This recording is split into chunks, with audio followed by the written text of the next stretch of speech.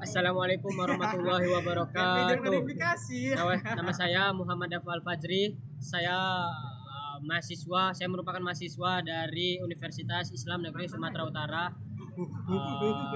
Fakultas Dakwah dan Komunikasi, Prodi Komunikasi dan Penyiaran Islam, Tadi APIC. aku Bangladesh 13. Di sini saya ingin menjelaskan PPT tentang perbedaan hadis, sunnah, dan khabar. Oke, yang pertama kita akan membahas tentang tujuan. Karena kasir gitu. Tujuannya ini adalah memahami perbedaan antara hadis, sunnah, khabar dalam Islam. Pentingnya pemahaman agar tidak terjadi kekeliruan dalam memahami sumber-sumber ajaran Islam. Oke, pertama yang di sini saya ingin menjelaskan yang pertama itu definisi sunnah ya. Definisi hadis. Hadis merupakan riwayat atau laporan yang mengandung perkataan, perbuatan atau persetujuan Nabi Muhammad yang merupakan sumber kedua ajaran Islam setelah Al-Quran. Hadis terbagi menjadi dua. Yang pertama itu hadis qudsi atau yang disebut sabda Nabi yang diwahyukan oleh Allah. Yang kedua itu ada hadis nabawi yang merupakan sabda atau perbuatan Nabi yang tidak diwahyukan oleh Allah namun merupakan kebijakan Nabi sendiri. Yang kedua adalah definisi sunnah. Sunnah adalah perilaku atau kebiasaan Nabi. Sunnah itu terbagi dua. Satu adalah kauliyah, perkataan Nabi.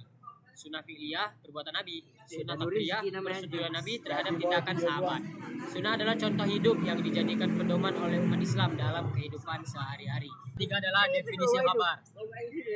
Definisi kabar adalah laporan atau berita yang disampaikan mengenai suatu kejadian atau peristiwa dalam konteks Islam.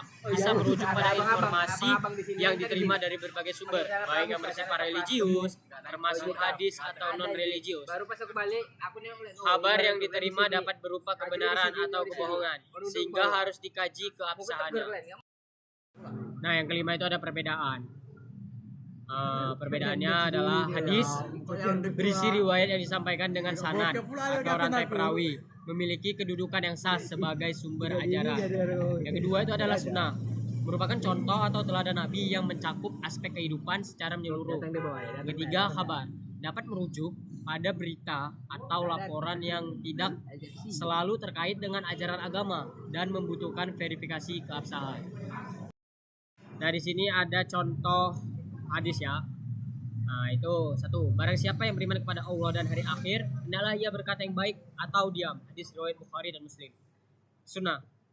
Contohnya adalah Nabi Muhammad sholat malam, berpuasa Senin Kamis, berwudu sebelum tidur. Kabar.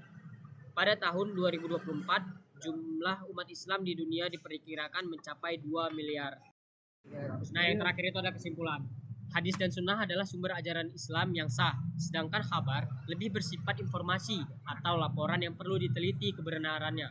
Pemahaman yang benar mengenai perbedaan ketiganya sangat penting dalam mempelajari ajaran Islam dengan tepat. SDZs. Are you ready? Let's go.